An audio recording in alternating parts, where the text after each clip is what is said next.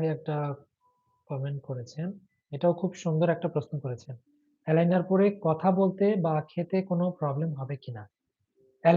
Aligner পরে কথা বলতে ডেফিনিটলি কোনো প্রবলেম নাই। কোনো রেস্ট্রিকশন নাই। কিন্তু খাওয়ার বেলায় অ্যালাইনার পরে আপনি খাবেন না। আমরা একটা ক্যারিং বক্স দেই। সুন্দর ম্যাগনেটিক ক্যাপ সহ একটা বক্স দেই।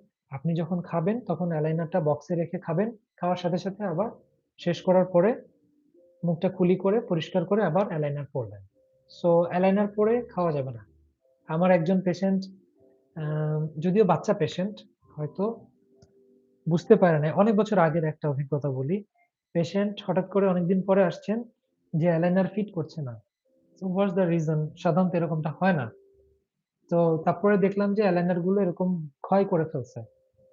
সো এরপরে পেশেন্ট বলল যে আমি অ্যালাইনার পরে খেয়েছি। বাট আমরা একদম স্ট্রিক্ট গাইডলাইন দিয়ে দিই যে অ্যালাইনার পরে খাওয়া যাবে না। তো এনিওয়ে আমরা পরে আবার নতুন অ্যালাইনার করে দিয়েছি ক্লায়েন্টকে। অভিজ্ঞতাটা শেয়ার করলাম বোঝার সুবিধার জন্য। যে অ্যালাইনার পড়লে কি হবে? অ্যালাইনার গুলো ফুটা হয়ে যাবে এবং ভেঙে যাবে। প্রপারলি ওর যে স্ট্রেংথ টা যে শেপ টা ওটা রাখতে পারবে না।